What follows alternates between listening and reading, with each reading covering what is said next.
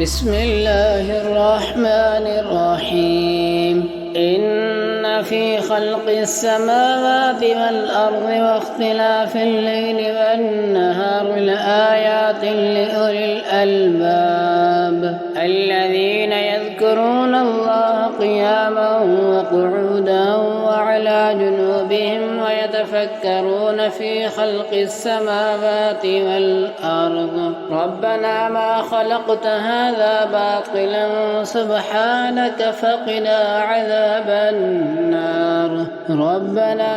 إنك من تدخل النار فقد أخزيته وما للظالمين من أنصار ربنا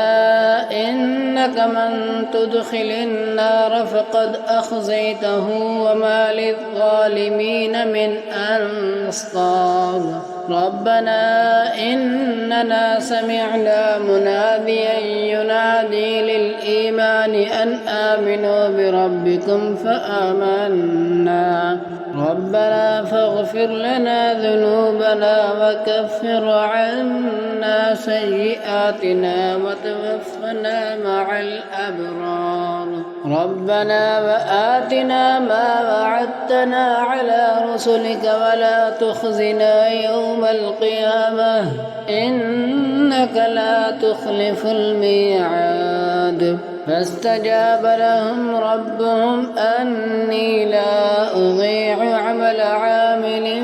منكم من ذكر أو أنثى بعضكم من بعض فالذين هاجروا وأخرجوا من ديارهم وأوذوا في سبيلي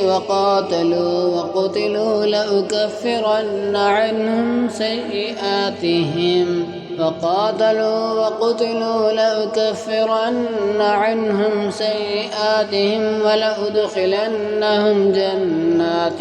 تجري من تحتها الأنهار ثوابا من عند الله والله عنده حسن الثواب لا يغرنك تقلب الذين كفروا في البلاد متاع قليل ثم مأواهم جهنم وبئس المهاد لكن الذين اتقوا ربهم لهم جنات